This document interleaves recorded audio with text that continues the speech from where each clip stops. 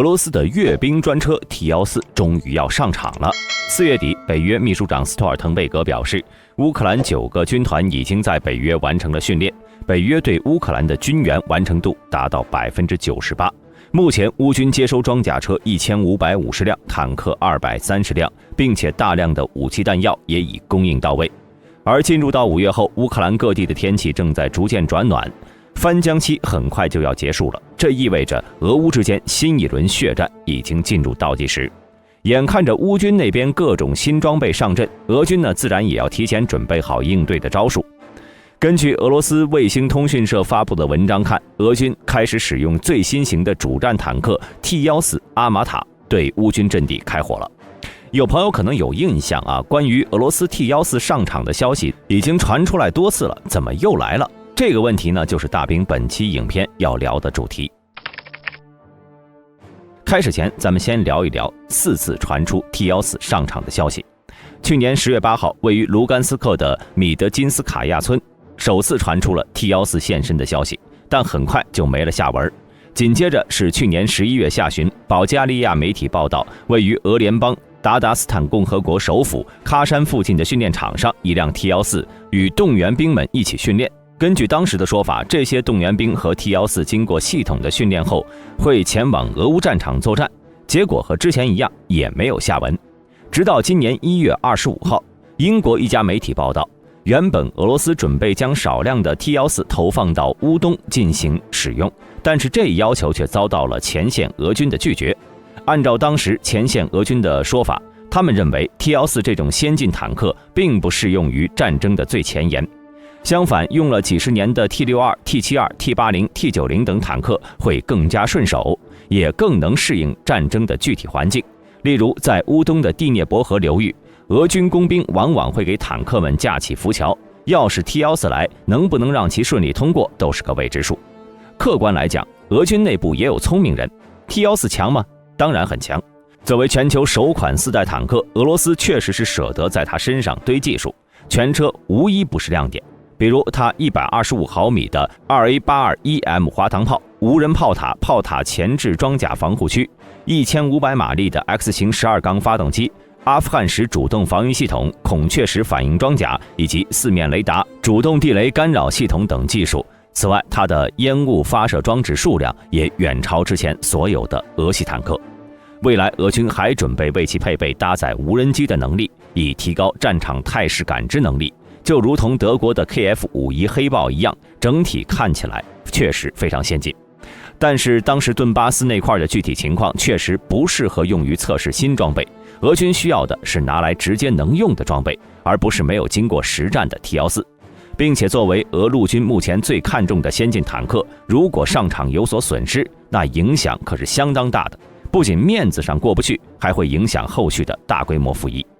最后则是这一次了。4月25号上午8点53分，俄罗斯卫星通讯社发布文章，消息人士称，俄军在俄乌战场开始使用最新型的 T-14阿玛塔坦克，用来炮击乌军阵地，并强调参战的 T-14获得了额外防护，又增强了对乌军反坦克导弹的防御能力。值得注意的是，文章中着重提到了从去年底开始的 T-14的成员组就已经在顿巴斯地区展开了战斗训练，并未透露具体信息。而本次 T-14上前线没有参与直接攻击行动，俄卫星通讯社也没有发布相关的证据，因此诸如 T-14现在是否依然在顿巴斯地区也无法证实消息的真实性。当然，这种情况呢，算是俄罗斯发布信息的常态了，因为按照俄罗斯发布的消息，早在2020年 T-14就已经在叙利亚接受了实战检验。不过，外界有关这款坦克在叙利亚参战的信息少之又少，甚至连一张照片也没有，根本无法证实俄方的说法是真是假。那么问题来了，如果这次 T-14上场依然是假消息，俄军的目的究竟是什么呢？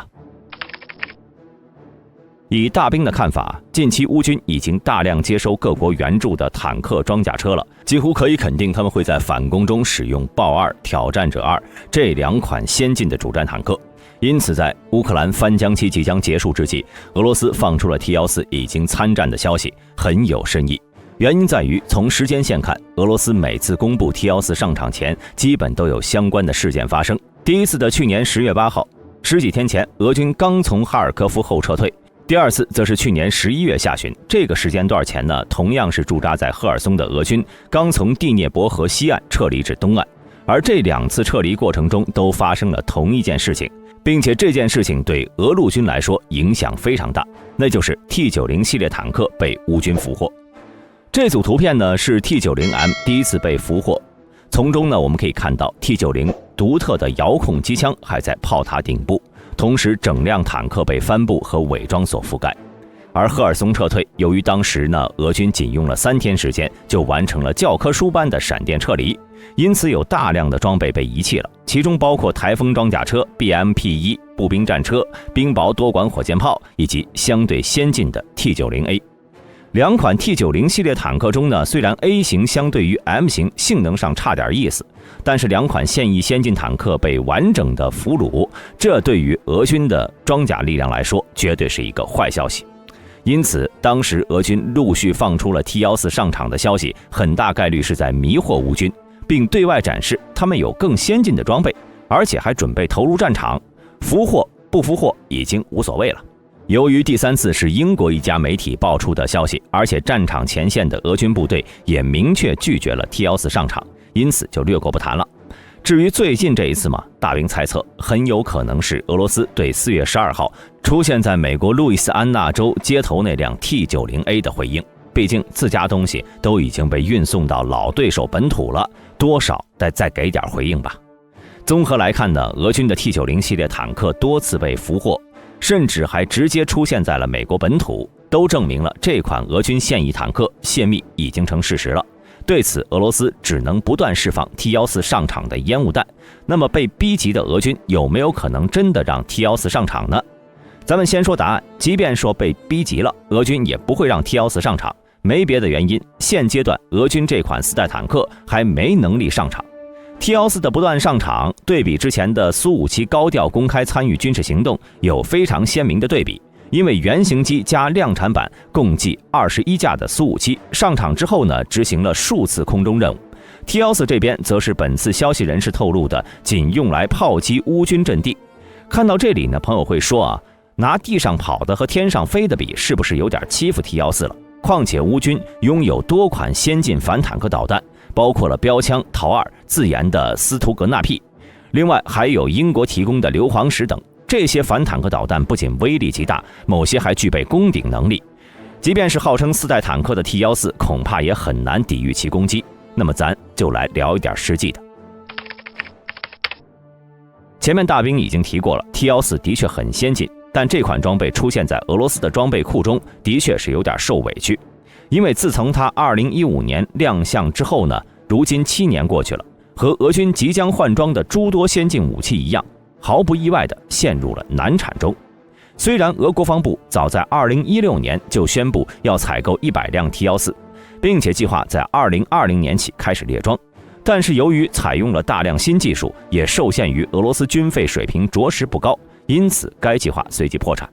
时间来到2018年，俄军宣布将在2021年列装32辆 T14，以及采用同底盘的100辆 T15重型步兵战车，但这批装备如今仍未列装作战部队。目前的俄军只能不断培训 T14以及衍生车族的车组成员，避免这项计划彻底流产。而除了受限于俄罗斯自身因素外呢， T14阿玛塔在设计上也确实存在一些小问题，使大兵怀疑它的真实战力。咱们前面提到了 T14不仅采用了无人炮塔等新技术，火力防护能力也比较此前的俄系坦克有很大提高，但 T14的车体竟然长得离谱，车高较之前的俄系坦克高出了一大截，这使得 T14的备弹面积过大，而且它采用的125毫米 2A821M 滑膛炮，因为制造工艺落后，导致俄军现役分装式穿甲弹性能不如北约的120毫米整装穿甲弹。同时，俄罗斯电子领域本来就不在世界一线水平，因此 T14整车的信息水平和火控系统究竟可不可靠，也是一个未知数。还有就是 T14在公开亮相的7年里，大部分时间只出现在了红场阅兵中，而且2015年阅兵中的阿玛塔首次亮相，还因动力系统故障趴窝过。另外还有一个现象，不知道各位有没有注意到，从2019年红场阅兵起，参与阅兵的 T-14数量开始逐年减少，相反，老旧升级版的 T-90、T-72等坦克数量却逐渐增多，这难道不反常吗？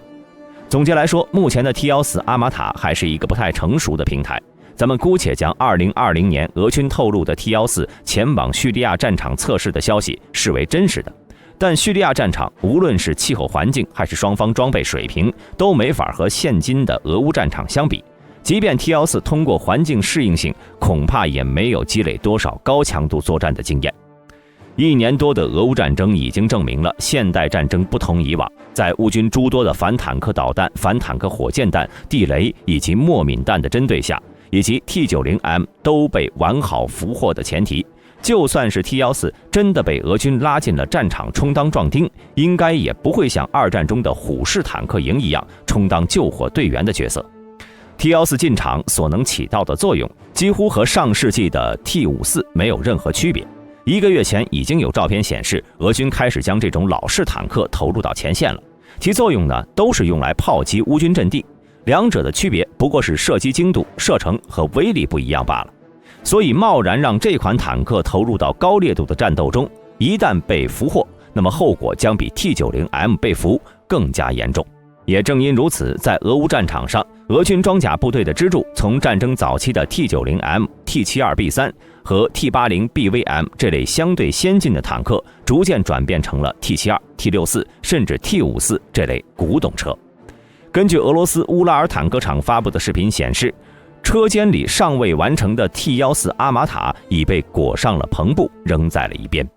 那么各位认为，俄军将 T-14投入战场后，是否能够帮助他们在即将到来的大战中占据优势呢？欢迎在评论区留言讨论。我是大兵，我们下期视频再见。